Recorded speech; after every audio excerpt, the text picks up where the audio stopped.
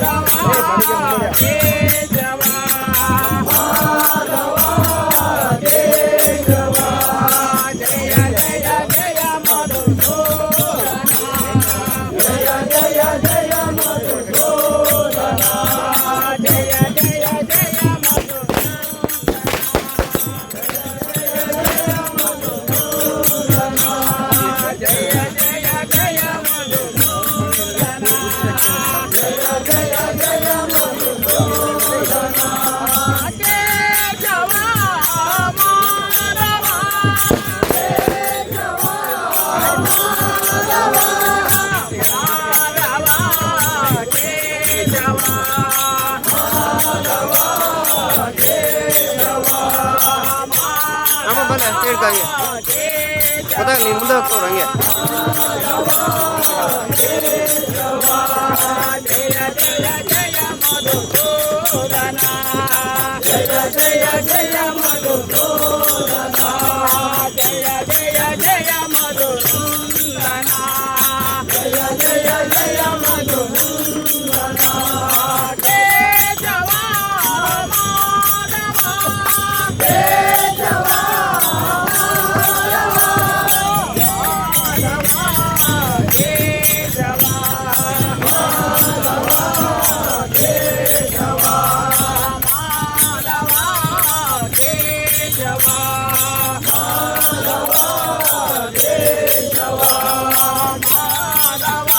ಸ್ವಲ್ಪ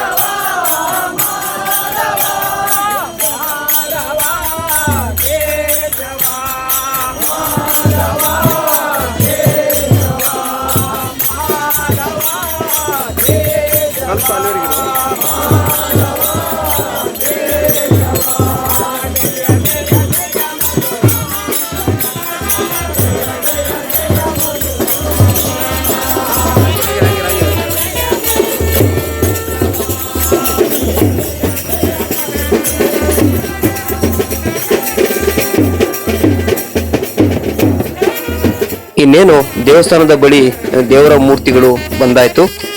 ಇನ್ನು ಮುಂದೆ ಈ ದೇವರ ಈ ಮೂರ್ತಿಗಳ ಒಂದು ನೀರಲ್ಲಿ ನೆನೆಸುವಂತ ಕಾರ್ಯ, ಏನು 21 ದಿನಗಳು ನೆನೆಸುವಂತ ಕಾರ್ಯನ ನಾನು ಇಲ್ಲಿ ವಿಡಿಯೋದಲ್ಲಿ ತೋರಿಸ್ತೀನಿ.